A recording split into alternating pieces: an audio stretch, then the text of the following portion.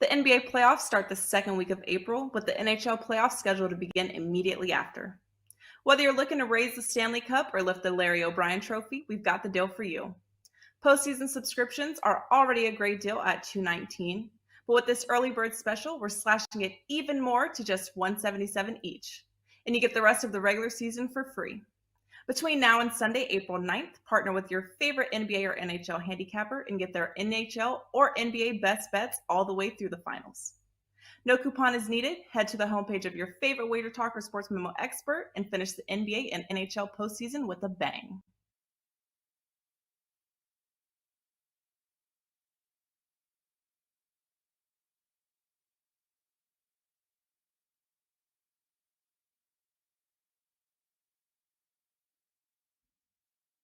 Welcome into WagerTalk's Last Call, the show that gets you all involved. I'm Meghan Payton. A fun slate today. Happy April Fool's Day. Happy Final Four. Let's let the madness continue. We've got the men's Final Four starting 6:09 Eastern. Florida Atlantic versus San Diego State. Later on, we'll see UConn versus Miami.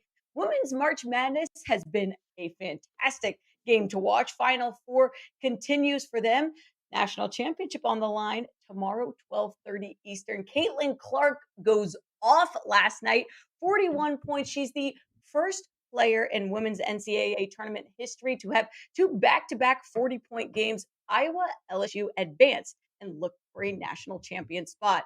MLB opening day was a success. We have tons of baseball on the slate today. Two games on the association for NBA, and we have all of the best panel members to break it all down. We have Ronald Cabang, Adam Trigger, Rob Veno. We have Bryan Power. They're going to talk about everything that you want to know. So the most important thing to get to you is that it's your turn to ask questions. I'm merely just going to facilitate what you all want to know. So head over to the YouTube live channel right now and ask any last minute questions for Final Four, NBA, MLB. We've got you all covered. First up, joining us today, Adam Trigger, here to talk some Final Four and some MLB. Adam, thank you for joining us this Saturday. Number one at Wager Talk the last 30 days, a winning percentage of 72.9. You have a 4% play up in MLB today. And you're also going to give us out a free 4% college basketball play. How are you doing this evening or this morning? I'm doing great, Megan. As you can see, I've got the Yukon jacket on again. I already told Yep. the guys I'm wearing it until Monday if possible. It will be retired tonight if they lose. I have them 30-1 to win this thing. And just really quick, I actually think Brian's going to talk about it, so I won't get into it. I think you could even bet them to win right now if you can get a good enough number. And I'll just leave it at that because I know Brian's going to talk about that game later. Yeah, absolutely. We can we'll dive into all the Final Four action, but UConn is the only team out of these four that have made a Final Four appearance. Pretty nuts when we talk March Madness. Let's talk about the first game on the slate. Adam, we've got Florida Atlantic versus San Diego State. Tip off 6:09 Eastern. The Aztecs are 2.5 point favorite. We've seen this line shift a little bit. It was 3 this morning, now down to 2.5. The total's at 131.5. Look, I view this as a way for San Diego State to kind of slip up because San Diego State has required teams to play this slow paced, physical style of basketball. How is FAU here? They're here because they're able to adapt. They're able to adapt based on the matchup that they have. It's been a fantastic, kind of magical season for Florida Atlantic. I'm going to ride with the Owls here. What's your approach in the first game of Final I mean, Megan, you just broke down like half my handicap right there. That was awesome. Four? Totally agree with Florida Atlantic's ability to play at their team's pace. Like we've seen them play fast and up tempo this year, where they've been able to shoot from the perimeter and sort of get up and down the floor. And then we've seen them play in the 50s, and they're fine with it. They're experienced. They have veterans in the backcourt and all over the team, and it really just doesn't like nothing really flusters this team, which is one of the things that I've liked about them throughout the tournament and why I've kept betting them throughout the tournament. I didn't know if I was going to be on them in this spot, but all week I kept seeing arguments being made for San Diego State that I didn't agree with, and then I saw the line move to 3, and I didn't agree with that either. And I also kind of know that that move was, I don't know, maybe facilitated by a group that I don't think should be moving the line a full point in a national semifinal. So as soon as this hit 3, I had to jump in with Florida Atlantic. That's a 4% play for me that I gave out to my clients. And what it really comes down to, Megan, is I don't think there's a huge difference between these two teams. The conferences they come from, I'm hearing for whatever reason, there's this David versus Goliath narrative being creative, but it's not really the case. Like the Mountain West and the Conference USA are not that different. They, Mountain West maybe gets a little bit more respect right now. They're more of a multi-bid league, but I think the argument could really be made that the Conference USA probably could have been a multi-bid league this year. UAB was an NCAA tournament caliber team, in my opinion. North Texas just won the NIT. They were a team that was right in the mix for an at-large and maybe just fell a little bit short from getting one. And there was quality, in the middle, part of that conference as well. So I make this a game of pick, Megan. I think on a neutral floor that these two teams are this is a very, evenly matched game. And then I go to the fact that San Diego State teams shooting just 17% from 3 against them in this tournament. Some of that is good defense. Let's give credit where credit is due. San Diego State is a great defensive team. They're also a very, very good rebounding team. And that's going to be something that Florida Atlantic might struggle with, right? Like Florida Atlantic might not have the second chance points here that they've been getting throughout the tournament because San Diego State cleans up the glass. But Florida Atlantic's been top 15 in rebounding all season. I just like this Owls team. They go 6 or 7 deep, and these are 6 or 7. They actually go 8 or 9 deep, but there's 6 or 7 guys that could all start on this team. They're all quality players. They've all been the guy at some point during the season. They don't rely on one scorer. They really can spread it around. Golden is a decent threat in the post, and I just really like this Owls team. I'm willing to go to battle with them again, getting what I consider to be the key number of 3 in a game that could be a little bit lower scoring. So Florida Atlantic +3, 4% play for me. It's my only play in the Final Four tonight. And we're lucky enough here at Last Call to get that play for free. Florida Atlantic +3. Couple quick follow-up questions for you, Adam. Would you take it at +2.5 for FAU? Yeah, I would. I think 2.5 is still a decent number. I was like already sort of on the teetering on the edge of playing this at +2. So when it went to 3, it kind of became a no-brainer for me there. 2.5, I think, is perfectly fine. Obviously, you'd love to have that cushion of the full, number of 3. And let me throw this out there, Megan. I think we might see some threes pop up now till tip off. Like that's just my gut is telling me that the threes might not be fully gone here. We might see this go 3 before tip. So if you're only seeing 2.5, maybe see monitor it throughout the day. But I would play this at 2.5. I think they're going to win, but I think 2.5 is a fine number.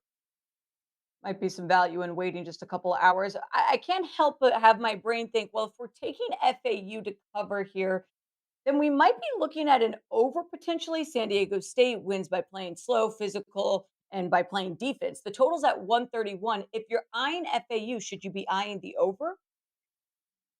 I kind of would. It feels like the total's a little bit low. I'll just say that. Like, I'm not a great totals handicapper. I have not given out a totals play all season. It's just not really my thing.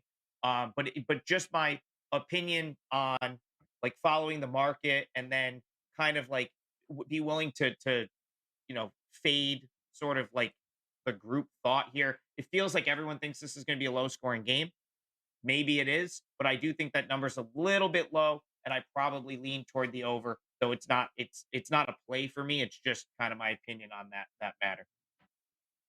FAU versus San Diego State. Who would have thought we'd be talking about them in the Final Four? Aztecs -2.5. Adam Trigger says find it at +3. Take FAU.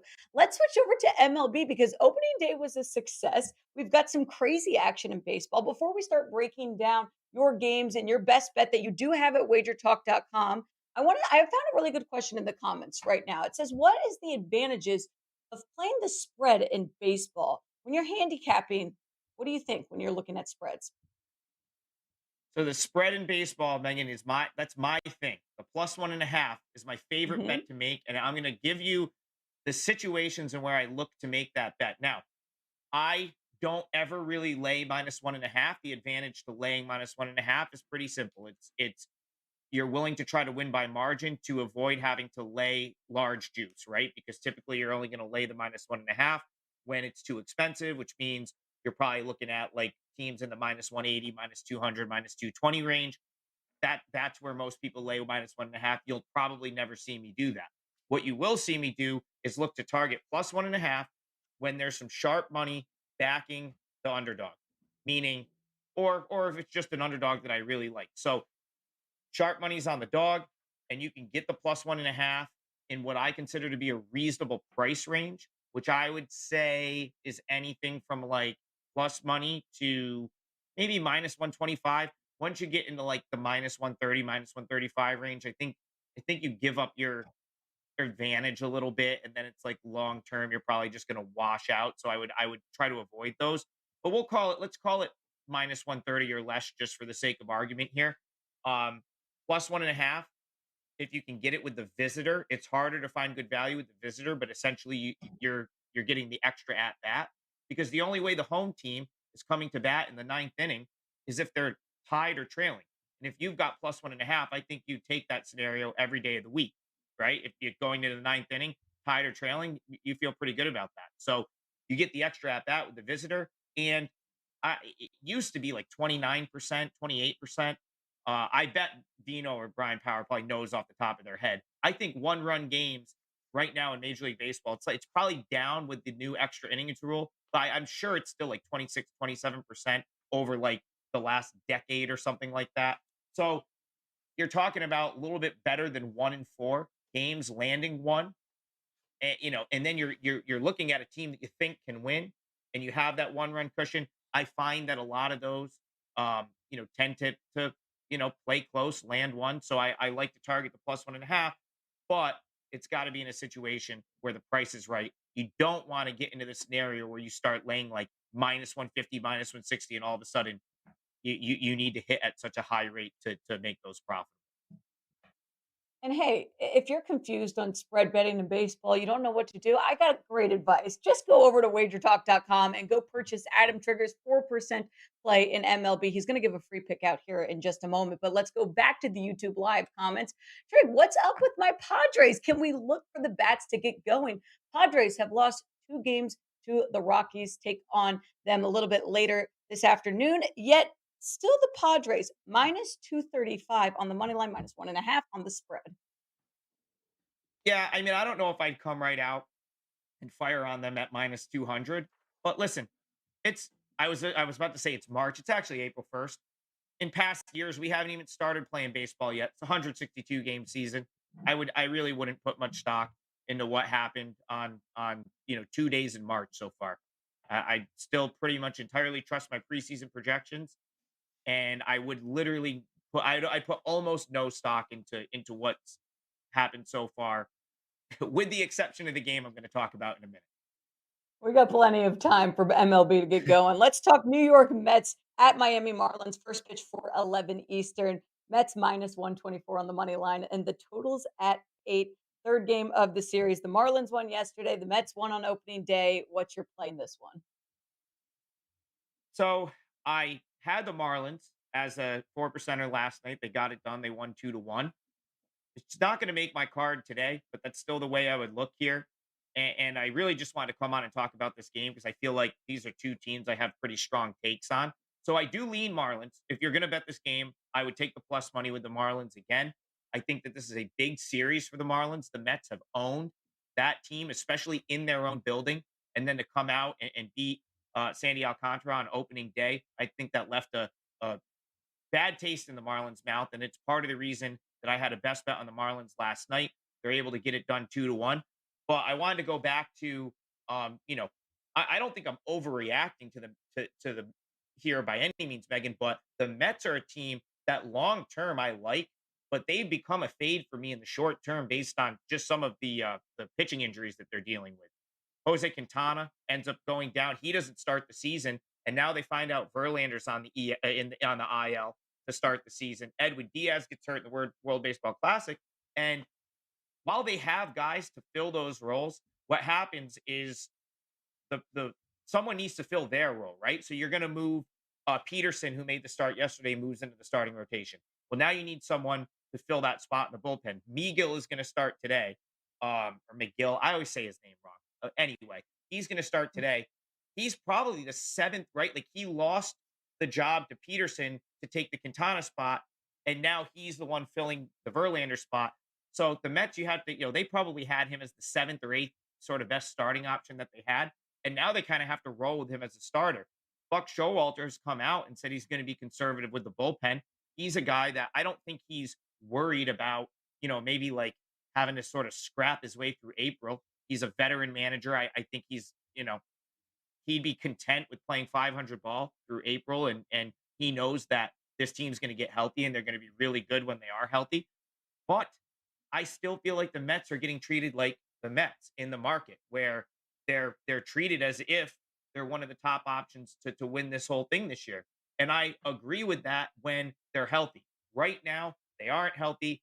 I don't think Showalter's going to take huge chances with the bullpen. I think he's going to be far more concerned with innings counts and whatnot. And you're going to see this like a bullpen that ends up getting to becomes a little short because now you've got two of their sort of bullpen guys throwing starters innings. And then who knows if they even give them, they're not, if they even give them the length that a guy like Verlander or a guy like Quintana would give them. So there's this ripple effect. And I think it could make the Mets a little bit of a fade in the early going. And I come back to the fact that, like, let's look at the price today. The Marlins are an underdog, and the Marlins are a team I'm high on. If you want, like, me to expound upon that, which just go look at my Wager Talk page and look at the analysis from yesterday. I kind of wrote all the reasons why I like the Marlins so much this year. So here I'm getting a team that I actually think the Marlins could be the team that factors into this division race with the Mets and the Braves. I'm not overly high on the Phillies. I think the Marlins could kind of like their season win total projection was like 75. I wouldn't be surprised if this was the team that played really good ball this year and sort of like inserted themselves into the conversation in the National League, getting them at plus money. Edward Cabrera, the Mets haven't seen a ton of him. They only saw him once last year. So, I don't mind the Marlins potentially riding the momentum of winning last night at plus money today. So, didn't just slightly just missed my card, but it's definitely one I would consider in Major League Baseball today. Marlins plus money. Adam Trigger, number one in the last 30 days at Wager Talk. He has 2 4%ers out on WagerTalk.com. One we got for free. That's FAU plus 3. And he's also got an MLB 4%. Make sure you head over, check Adam out, WagerTalk.com. Thank you very much, Trig, for joining us. Have a great Saturday. Go cash some tickets this weekend.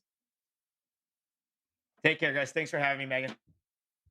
I'm so excited to announce a new segment that we are doing here at Last Call. It is going to be called Ask the Chat. We have an amazing panel of handicappers that break down games, but I also know that we've got a great chat room in the YouTube live channel. So here's the deal. Ask the Chat is simple. You head over to the YouTube live comments. You give out your best bet of the day, but you can't just say FAU plus 3. You've got to give me a couple reasons of why you like that bet. It can be short, it can be simple, but you can't just give your bet.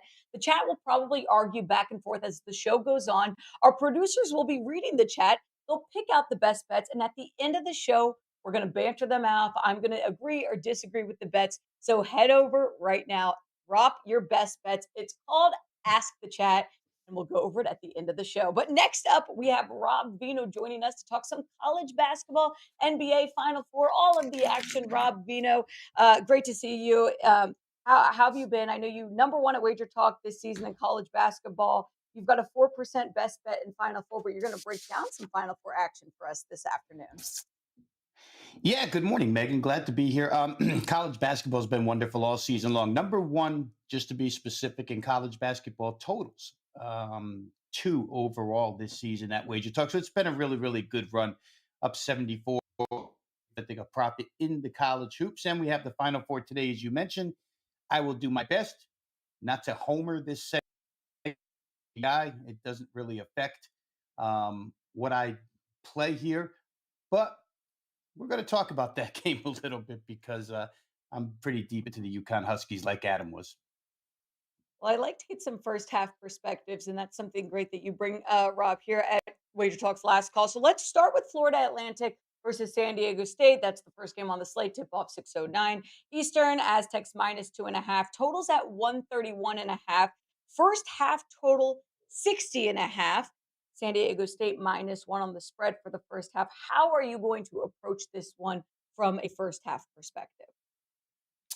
All right, so I like the total under here, Megan, under 60.5 for various reasons. I mean, the obvious for folks who have been watching college hoop even the last 10 days, everybody knows now that San Diego State plays a crawl style tempo, and a lot of defense goes with that. One of the best defensive teams in college basketball. And Florida Atlantic, as Adam said, will adjust.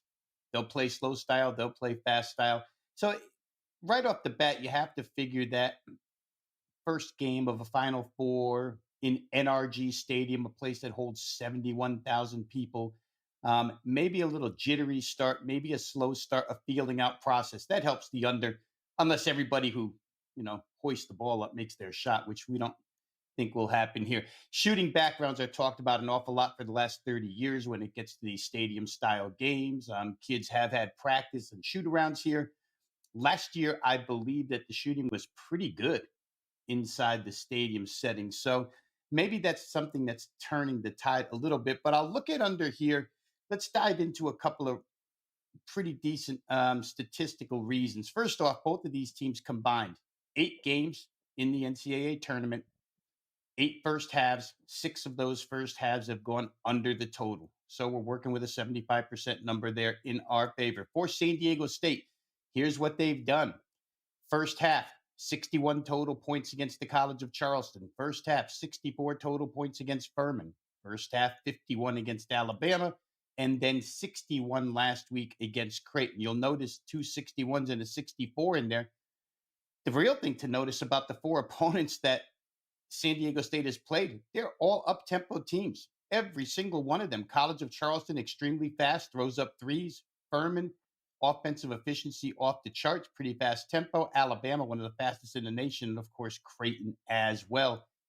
Those 4 teams, Megan, what San Diego State allowed them individually to score first half, 29, 25, 23, and 33. So to me, that tells me right off the bat, Florida Atlantic is probably not getting to 30 in the first half. And to get over this, it's got to be a 31-30 mathematically first half. So I think that San Diego State does their job defensively in this one. Let's get over to the Florida Atlantic side now. FAU has played some fast tempo teams inside this tournament. Both went over this number, 66 points against Memphis, 80 points against Kansas State. They even played FDU, a quick team, but they held them to 57. And then in the most comparable game FAU has played, they played Tennessee.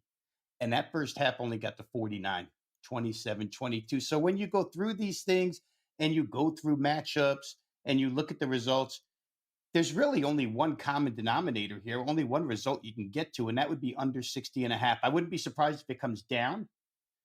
So shop the best number that you possibly can, because obviously you don't want to get stuck in a 31-29 halftime result and not be able to cash, but 60.5 available out there. I played it, Megan. I like it. San Diego State, Florida Atlantic, under 60.5 first half. I would say this as well. Florida Atlantic starts 3 sophomores in their lineup. They come from a building where they play in front of 2,900 people. I know they played in some arenas recently, but it's still new territory for them and for San Diego State. The only one that's got experience in this setting is the head coach for San Diego State, Brian Dutcher, who was part of the Fab Five back in the early 90s. So I'm going to try under 60.5 first half in that game. You can also look at maybe a team total first half. FAU line at 29.5 and SDSU total at 30.5. Real quick before we switch over, would you isolate it as a? Oh, Veno, we're losing you. I'm gonna ask him if he would look at it as an isolated team total for the first half, but we do know that Rob Veno is taking under 60.5 for the team total or for the total. Now we're going to look at the Miami versus UConn game. Oh wait, Rob's back. All right, answer my question. Would you take the team total side at all? 29.5 for FAU, 30.5 for San Diego State. If I had to, Megan, first off, I'll say I wouldn't. If I had to, I would Okay. take the FAU side under. It's just too hard to guess which one of these teams would make it to 30, right? So, because they're both pretty good defensively. I wouldn't play it, but if I were forced to, I'd play the FAU side under. Well, good thing we don't have to. We could take first half total under 60.5. Rob Vino, thank you for that breakdown. Let's switch over to the later game. That's Miami versus UConn. UConn minus 5.5, total 149.5. UConn minus 2.5 for the first half, and 69.5 is the total for the first half. How are you approaching this one? All right, so with these totals, and Adam was on earlier and said he doesn't play totals, not his thing, doesn't really look at them, doesn't have a good feel for them. I, on the other hand, prefer to play totals. And when you're playing these things, Megan, it's really no more than sheer mathematics and opportunity. I'm going to take Miami of Florida and UConn over the 69.5 in the first half. There is a little question mark next to Jordan Hawkins' name as we speak. We don't know how severe the illness is at this point in time. He could have had a cold for 3 days, for all I know, but he did not participate yesterday. I don't think in shoot around. Let's go through the numbers real quick here. Miami and Texas, and I'm going to start with last week's games, the opponents of both of these teams, simply because this matchup is basically same style as what we saw last week for both of these teams. Miami and Texas, first half last week, they had in the first half 56 field goal attempts. 40 of those were twos, 16 were threes, 10 were free throws. That's 80 points worth of chance in twos, 48 points worth of chance in threes, and 10 in free throws. There were 138 potential points first half, if in fact every ball went through the basket in that first half. They wound up, I think, getting to 82. They scored quite a bit of those 138.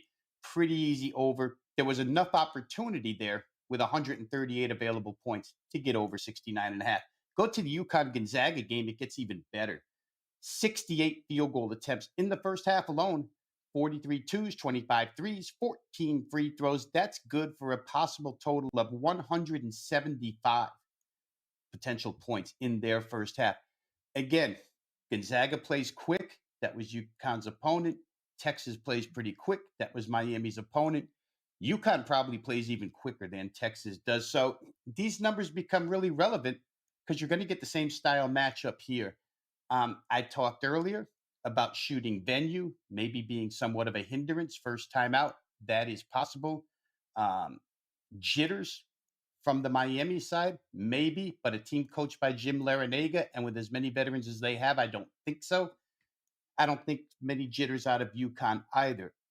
But I place way more emphasis on the fact that we're going to have so many chances here, apparently, so many chances to score points that even if they don't shoot tremendously well, Megan, this thing should get to 70 just based on how many shots are going to get fired up at the basket. So that's where I'm going. I thought the number was low. 69.5 still available. I didn't check to see if there are any 69s, but give me first half over. Miami, UConn over 69.5. Rob Vino breaking down Final Four from a first half perspective. You also handicap NBA fantastic. And there's two games on the slate today. We've got Dallas Mavs at Miami Heat and Clippers at Pelicans. Any leans you have for these two games out there tonight while the midst of Final Four continues? Before I exit, should I make you happy, Megan, and say I like the New Orleans Pelicans? I think that the Yes. Pelicans are in a good spot, here against the Clippers. They're at home. Obviously, we can make a case for all of these teams in their push for playoff seeding. Almost all of these teams, because standings in the West are so jumbled at this point in time. But I think that the sense of urgency applies to New Orleans more than it does to the Clippers here. The Pelicans right now sitting as an 8 seed, which would give them home floor in a play-in style rather than sheer playoff. They're tied actually record-wise with the Lakers at 39-38. They're 8 because of a tiebreaker. But they can advance even higher than that. They can find themselves in the playoffs with everything that's going wrong in New Orleans this year. They actually could become a playoff team. So I like their motivation here quite a bit. And also, if they look behind them, they're only holding off the T-Wolves by half a game. So these are must wins. These teams just played a week ago. 131-110, New Orleans, win by 21 in LA. Basically the same lineup for the Clippers. They didn't have Paul George. They didn't have Norman Powell, but they'll have him here. You're putting the same two teams on the floor again in New Orleans. New Orleans was on a bit of a travel schedule. Sometimes I don't like to play these teams when they arrive home immediately, but I think this is a really good spot for them. I'm willing to lay the price here with New Orleans, so I kind of lean that way. Haven't made an official play yet, but I'm leaning towards New Orleans in that game. Ghosted says, feeling the under in Miami versus Dallas tonight. The total right now, 225. Yeah, I'm feeling NBA conspiracy in the Dallas game because somehow, some way, Sean Gilgis Alexander winds up play or Shy Gilgis Alexander winds up playing last night for Oklahoma City, goes off, and Oklahoma City find a way to blow the game miraculously. And who sits behind them, waiting for that last final play-in spot? The Dallas Mavericks. The NBA certainly would rather have Luka and Kyrie than the Oklahoma City Thunder. It makes those of us that follow the game think a little bit about these results. So I would probably lean Dallas, Megan. That's a lousy reason to lean Dallas, conspiracy theory, because they're playing lousy basketball. And Miami needs the game as well. Don't have a real feel for it yet. I'll investigate it a little further, but boy, you got to pay attention to these exterior things. They make you think a little bit. Lots of love coming in for Rob Vino in the chat. Paco Healy says, Vino goated with the goat emoji. Rob Vino, you're number one in Wager Talk this season in college basketball totals. You have a 4% best bet play up for Final Four. We appreciate your time, your free plays, and all of your analysis this Saturday morning. Thank you very much for joining us. Thanks for having me, Megan. Good luck, everybody. Next up, we're going to bring on Bryan Power, but I'm stopping to remind you all of our new segment, Ask the Chat. It's simple. I'm seeing some great best bets in the chat right now, but it's simple. Ask the Chat is your turn to argue and tell me what you're going for. We'll bring it up at the end of the show, and we'll kind of go through just some of the best bets. Give your best bet, give a reason why. Can't just give the game. But without further ado, let's bring in Bryan Power to talk some more Final Four and some MLB. Bryan, you've been plus 32.7 units in college basketball since late January, and you have a 4% play up for Final Four. How are you doing this Saturday morning? I'm doing great, Megan. Glad to be here. And yeah, it's been a great run in college basketball. Number 3 in March, which, number 3 isn't number 1, but I'm very proud of that because, obviously, as you talked to Adam and everyone who follows along knows, there's been some great runs at WagerTalk.com. So I'm very proud to be number 3 in college hoops for March right You have a player prop that you're eyeing in our first Final Four matchup of the night. We're talking Florida Atlantic versus San Diego State. This is our first tip off. Aztecs minus 2.5, total 131.5. But you say I player props. So where should we be looking tonight? Yeah, I'm so excited to talk about this player prop. I got real choked up there in the intro. I apologize for that. But let's take a look at Janelle Davis here. Over 1.5 made threes. Okay, first things first, Megan. On Thursday, I was on with Steve Merrill and Teddy Covers. Gave out a player prop there under 10.5 points for San Diego State's Darian Trell. That number has since moved down to 9.5. So I don't really like it as much now. I just wanted to clarify that going back 48 hours to the last time I was on Wager Talk TV. So I want to turn to another player prop on this FAU San Diego State contest, and we are looking to dial up the regression gods on this one. So as I mentioned Thursday, going back to the second half, the second round game against Furman, this is just really incredible. San Diego State opponents have combined to miss 45 of their last 51 three-point attempts, a preposterous 11.7% overall. Are the Aztecs an elite defensive team? Yes, both Adam and Rob laid that out. I would agree with them. But it seems a little fortunate to me that 3 different opponents could combine to shoot such a low percentage. So we turn to FAU, a team that averages 10 made threes per game. They just made 9 in the Elite 8 against the Kansas State team that can defend the 3 well. So I decided to take a look at the individual 3-point shooting numbers for the Owls, and I found something really interesting. Davis, who is the leading scorer for FAU, has missed all 7 of his 3-point attempts in the last 2 games. Season, he's 41.3% from behind the arc. And check this out. The 0 for 7 is his worst back-to-back 3-point shooting effort of the year. I think at this price, plus 150, it is absolutely worth betting that Davis can make 2 threes in tonight's game. He's due. San Diego State is certainly due for some regression when it comes to 3-point defense. This is not an endorsement necessarily over, but I like Davis to make 2 threes tonight at plus money. I think it's a great opportunity to hit the player prop market in this first Final Four game Saturday night. Bryan, I don't know the last time that I've been this convinced off of something. Plus 150 Davis to make 2 3-pointers. That's a fantastic bet. And I know you said it doesn't indicate an over, but I do want to follow up with what would you say if you were going to look at a total here at 131.5? Anything that would catch your eye? Well, the first things first, let's not bury the lead. San Diego State's gone under in what, 12 straight games now, I think. So Yeah. it's hard to bet the over for me. I mean, again, I like Florida Atlantic to make their threes. But because, and you mentioned it too, San Diego State tempo, it doesn't really lend itself to betting the over. I wouldn't bet under on the full game, but man, I think you're going to be sweating it if you do take the over, which is why I turned to the player prop market on this one. I think one player hitting two threes is a lot better than trying to wait a full 40 minutes for 130. Speaking of Davis, 15 to 1 are his odds to win tournament MVP. Do you have any thoughts on this market?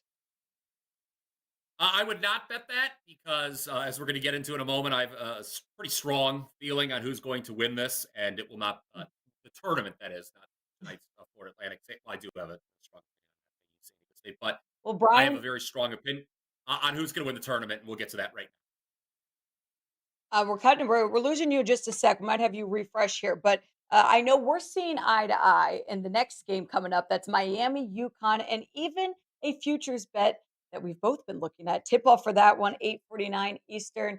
We've got the UConn minus 5.5, totals at 149.5. Lots of pressure for these teams. Reminder: 3 of the 4 have never made a Final Four appearance to this day, and now they go from basketball arenas to NFL stadiums. You talk about jitters, you talk about pressure. Well, they're playing at the highest stage. Bryan Power, I believe you're back with us right now. So you have a futures bet, and I absolutely agree with it. So tell the audience what you're eyeing. Glad to hear that. Yeah, Trig teed it up a little bit in the open. So last week on the program, Megan, you asked me about futures. I said the winner of that UConn Gonzaga game might just be the favorite to win the whole thing. And now here we are. It's not just the program history that you talk about that lends itself to liking UConn to win the national championship. If you look at the statistics, they are really the only team that profiles as a potential national champion, Megan. They are number one in the Ken Palm ratings right now. That is significant. They are the only team in the Final Four to rank top 25 in both offensive and defensive efficiency. They're third on offense, 11th on defense. Why is that significant? For those who may be unaware, all but one of the last 20 national champions have ranked inside the top 25 in both offensive and defensive efficiency at Ken Palm. The one exception, ironically, was UConn in 2014, who kind of broke all the rules statistically. But look, none of the other teams, Florida Atlantic's actually close in that regard, but San Diego State's got a weak offense, Miami's got a weak defense. And if you break it down further, 8 of the last 14 national champs, Megan, have ended up number one at Ken Palm. 3 others were Final Four teams, including Gonzaga, and 2 national title game losses. So you look at the history, certainly it's smiling on these UConn Huskies. Basically, what I'm saying here is out of this wacky Final Four we've got, UConn is the only team that profiles as a national champion. They've got Miami tonight, as you mentioned. They are 9-2 ATS as a dog this year, the Hurricanes. And that had me a little scared. It's why I laid off the game. Plus, Miami's been a bogey team. Those who've been following along the program know that. But I do think, and boy, am I serious, that tonight that Miami's defensive rating outside the top 100 will come back to bite them eventually. And assuming the Huskies advance to Monday, they've got obviously San Diego State for FAU. They'd be favored there. Couldn't see either of those teams knocking off UConn. And one final note for the show, UConn, non-conference opponents this year, again, when they're outside the Big East, 15-0 straight up, 14-1 against the number, average win by 25.5 points per game. Are there some cupcakes in there? Of course there are in the early season schedule. They just beat Gonzaga by 28 points. I think on Monday night, Megan, UConn cuts down the nets. And as Trig alluded to, this is a wonderful price to still bet them just to win 2 games. Miami 20-5 against the spread as an underdog the last 2 years, but I'm not buying into it, Brian. I want to ask you a couple follow-up questions, but I also don't want to give away your 4% plays that you have up at wagertalk.com. UConn minus 5.5. I've kind of gone back and forth on whether or not to lay the points. I've landed on yes. Without giving anything away, I don't know if that's part of your 4% play. Do you kind of like where I'm going in that? It's not my 4% play. And obviously, if I like UConn to win the championship, this would be favorite or pass for me. Miami, their 2-point field goal percentage in that Texas game is something that it was quite eye opening when I broke down the box score from that. I just couldn't believe it. Certainly they're not going to be that efficient again. Yes, we all know about Miami's guards. They have one of the best backcourts in the country. I just think, and I come back to this, it just sticks out on the spreadsheet like a sore thumb, Megan. Miami is outside the top 100 in defensive efficiency. Teams like that just do not win the national championship. I would put my foot down, but it would make a lot of noise on the show. So, Bryan Power, thank you very much for taking the time to join us. We do have one. Vegas has joined the chat. All right, I'm reading this for the first time. Brian might not have a job at Wager Talk if he fades any team in Joe's neck of the woods. I love it. This is the beef that's starting. Of course, Ranieri's putting this up, but he put me on the spot. He's putting you on the spot, Brian. That ain't a Vegas DJ. That's Joe Ranieri right there who wrote that. I know that for Has a second. that always been Ranieri? Oh my. Mind blown on a Saturday afternoon. No, okay. Hey, if I could give out some actionable info and make Joe's head explode, hey, that's a double win for me on a Saturday morning. So there you go. Saturday morning, a little Wager Talk beef. Joe Ranieri, Bryan Power hashing it out. Brian, you have a 4% play for Final Four best bets. You're also plus 32.7 units in college basketball since late January. We appreciate the free plays that you've given us out here at Last Call. My favorite is Davis over 1.5 3-points made plus 150. You're all about the value. Thank you very much for joining us this Saturday. Thank you, Megan, and thank you, Joe. And Ronald Cabang has been very patient as we've gone through the different panel members. And I'm going to bring him on in a sec, but I want to remind everyone, Ronald Cabang over at SportsMemo, he breaks down NBA. He's got MLB action. And you guys can still ask your questions. Ronald will run through them. And reminder, Ask the Chat is coming up right after Cabang. So if you have not already, get your best bet in the chat, and we'll go over it right after. Ronald Cabang, thank you very much for joining us this Saturday. Thank you for being patient. You've done fantastic over at SportsMemo, #1 in MMA at SportsMemo. You're over 64% on the last 30 NBA spread bets. You've had a fantastic MLB season last year. You're going to continue it this season. How have you been? And tell the audience where they can find you at SportsMemo. Yeah, over at sportsmemo.com, like you mentioned, touching a lot of things here. MMA, baseball obviously is starting up here.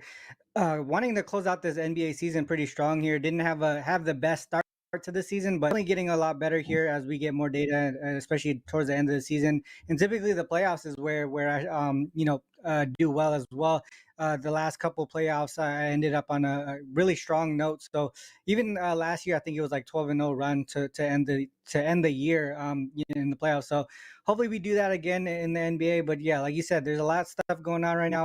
#1 over at MMA in the UFC here at SportsMemo as well. So hopefully we continue to do that as well.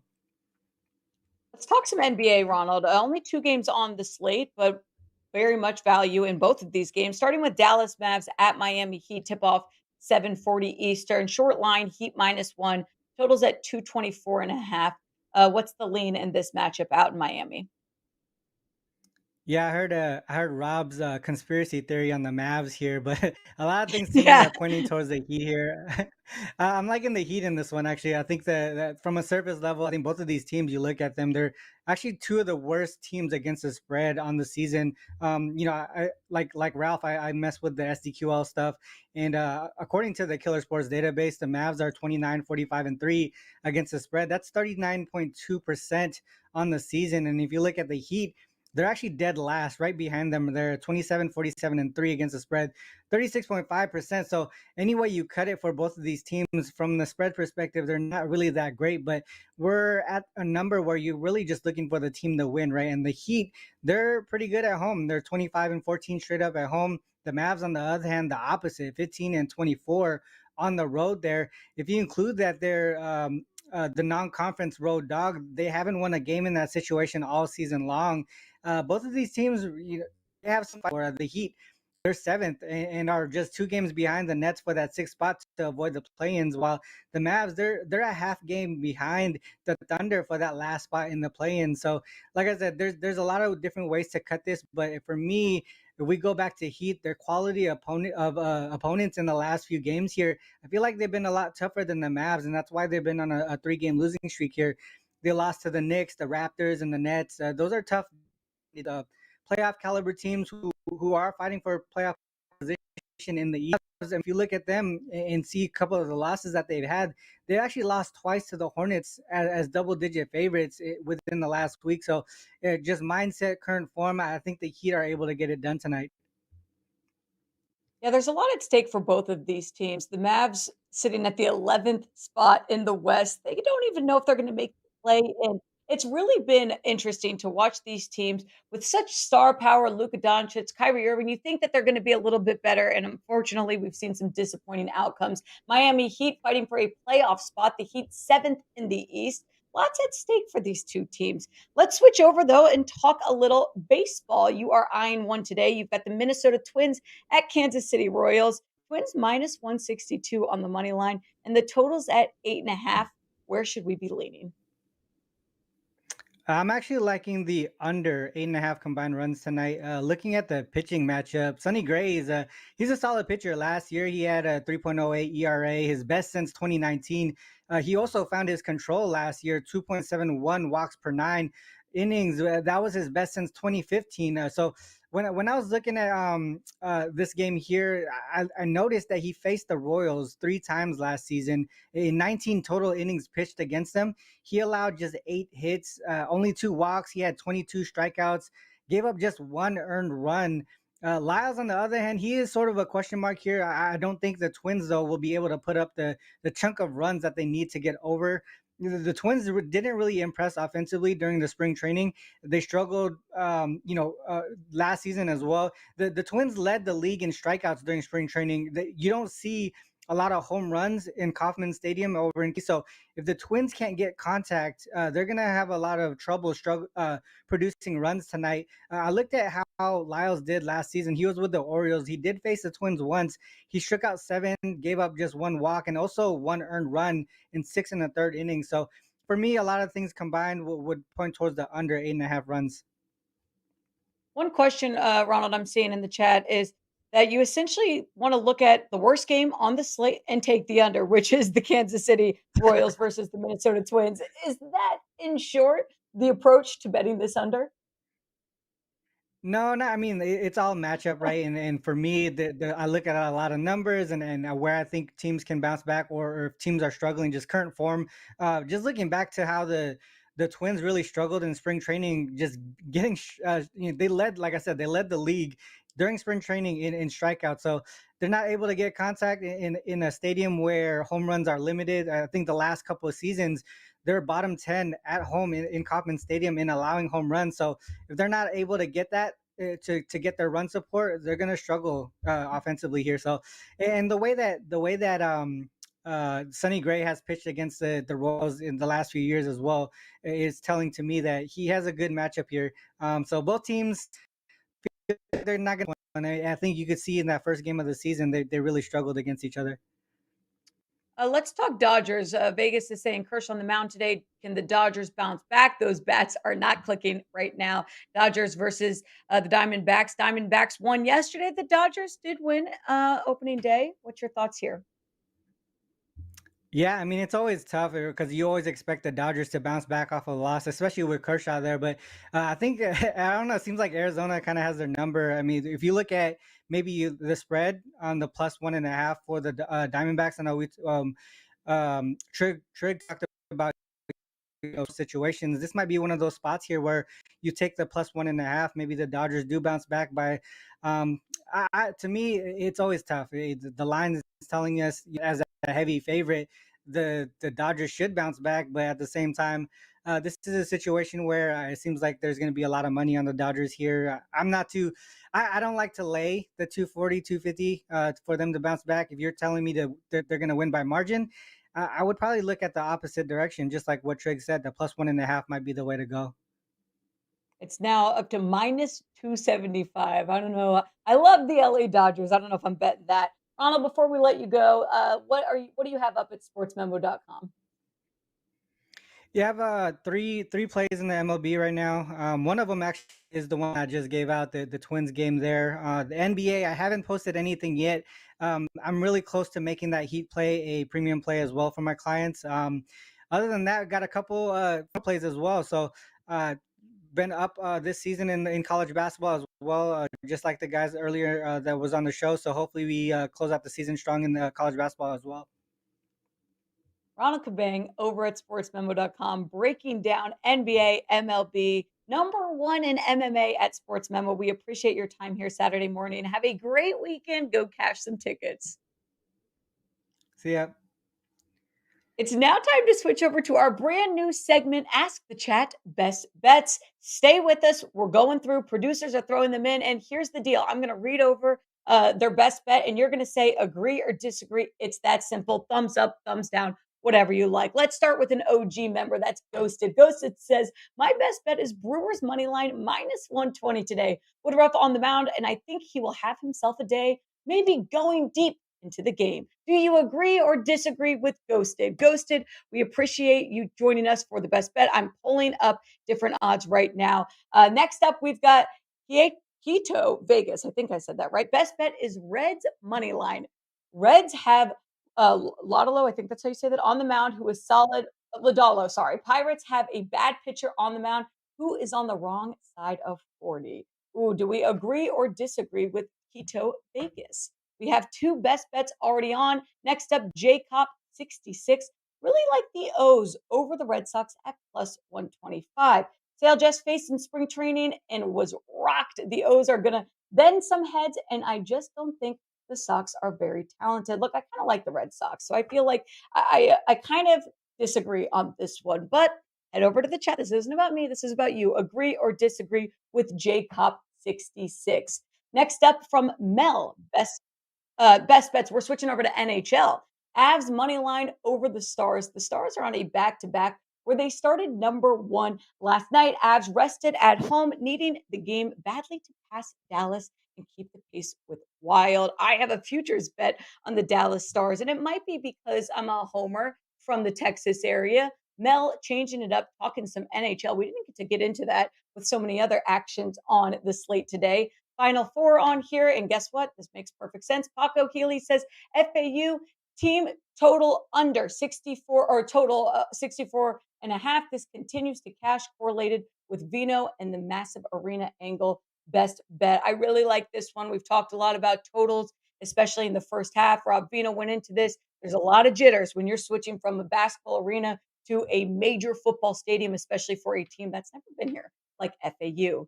That wraps up our best bet section. This is Ask the Chat. We're going to do it every week here. So come prepared Thursdays, Saturdays with what you want to talk about and what your best bets are. Thank you very much for spending Saturday morning with us here at WagerTalk's Last Call. We'll see you next time. We're here every Thursday at 6 p.m. Eastern, Saturday, 11 Eastern. Thank you very much. Have a great weekend.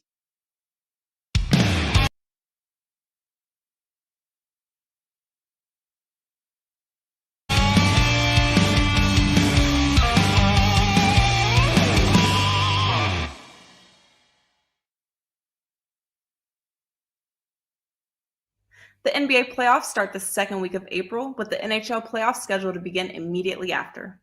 Whether you're looking to raise the Stanley Cup or lift the Larry O'Brien Trophy, we've got the deal for you. Postseason subscriptions are already a great deal at $219, but with this early bird special, we're slashing it even more to just $177 each, and you get the rest of the regular season for free. Between now and Sunday, April 9th, partner with your favorite NBA or NHL handicapper and get their NHL or NBA best bets all the way through the finals. No coupon is needed. Head to the homepage of your favorite WagerTalk or SportsMemo expert and finish the NBA and NHL postseason with a bang.